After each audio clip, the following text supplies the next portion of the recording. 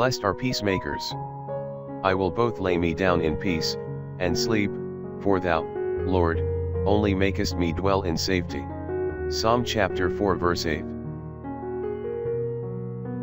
In a materialistic world which has tried to sever diplomatic relations with God, we have nowhere to retreat except within ourselves. We are like turtles in a traffic jam. The best we can do is to pull our heads into our shells and shut our eyes. But that's a good way to get the life crushed out of us, as any dead turtle can attest. Man's conflict with man has been but an expression on the human level of his conflict with God.